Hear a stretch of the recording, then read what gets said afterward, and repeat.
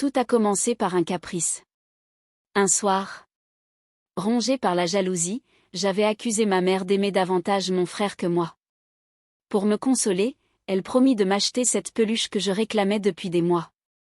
Le lendemain, après avoir récupéré mon frère à son entraînement, elle décida de passer à la boutique. Ils n'en sont jamais revenus. Un accident.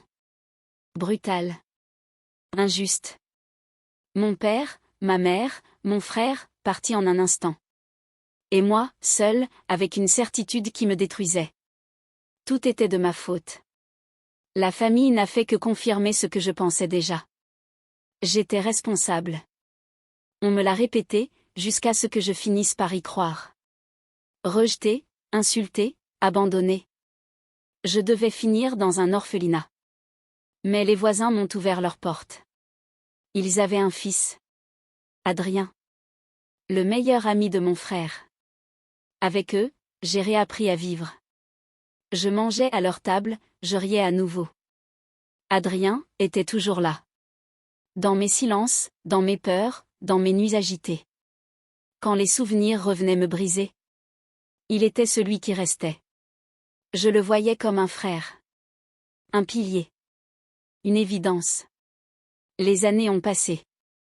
Nous avons grandi ensemble.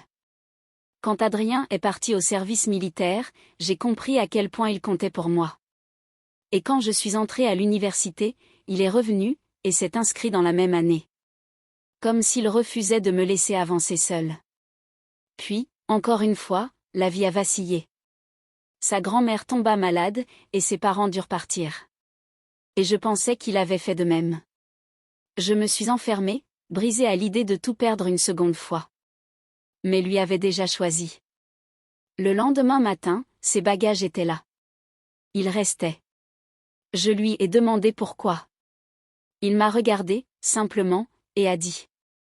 Parce que je t'aime. Pour moi, c'était l'amour d'un frère. Mais dans ses yeux, c'était tout autre chose.